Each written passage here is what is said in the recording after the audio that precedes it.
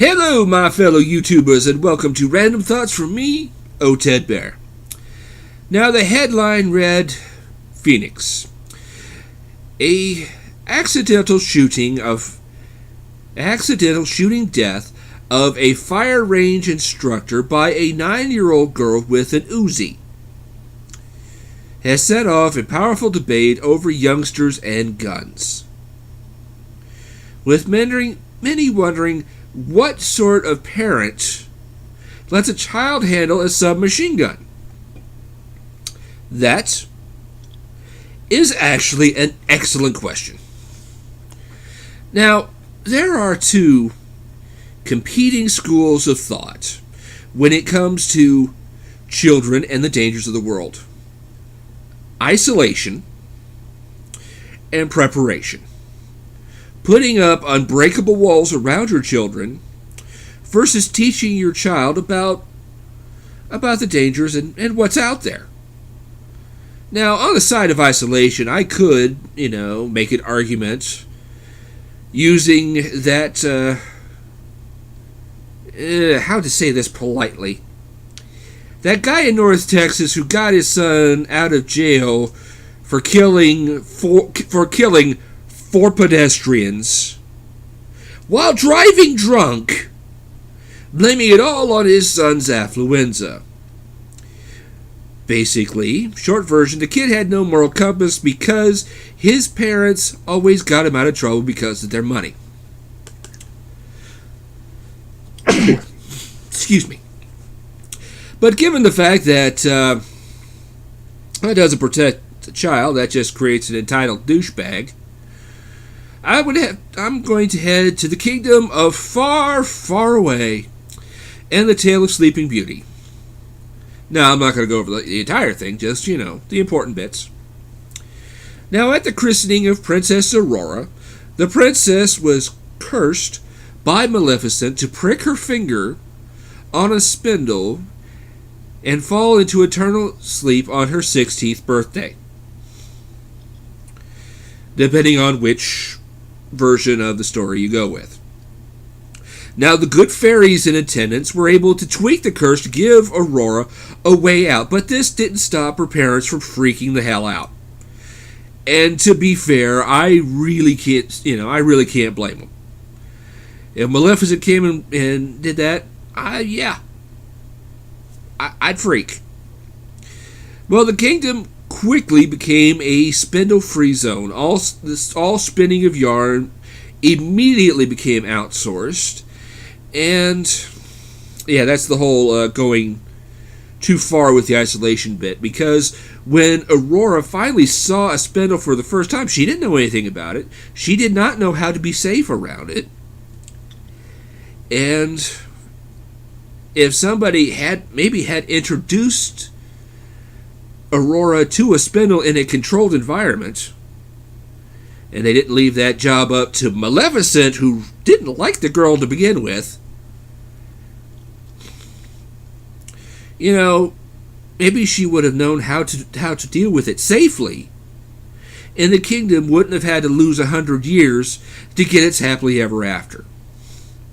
Now, after the story broke about the 9-year-old, people were tweeting out, why would a 7-year or 9-year-old need to learn how to shoot? Well, I tweeted back, so the child knows what's going on with a gun and so they could be safe around it. Well, they sent back to me a tweet, loaded guns should be kept securely away from children. Good idea. But is everybody going to follow that idea? In an ideal world, I have no problem with that, but we don't live in an ideal world. We live in our world. We live in reality. Now, young people are curious by nature. Older kids add rebellion on top of that. Now, you see guns in movies, you see guns in TV, And when I'm talking about rebellion, be honest now. before you say no, you honestly look at and say how many things that you got into just because your parents said no. Now, can you be 100% certain that your kid won't find your gun, or a neighbor's gun,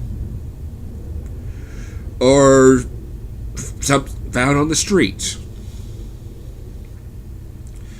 Now,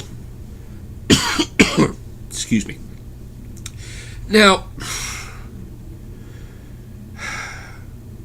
guns are dangerous, and mistakes were made. Mistakes were made, and lives were lost. And I don't think I can add any more than has already been added by media. Because right now, that 9-year-old,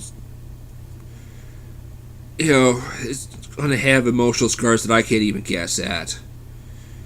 And one of the few times I can actually say something positive about the media, thankfully the media hasn't added to the problem by splattering her name or image around the world. The only thing that both sides of the gun control argument have right is the fact that guns are dangerous. Now, I'm not a parent, and I'm not the parent, and I'm not your child's parent. You are.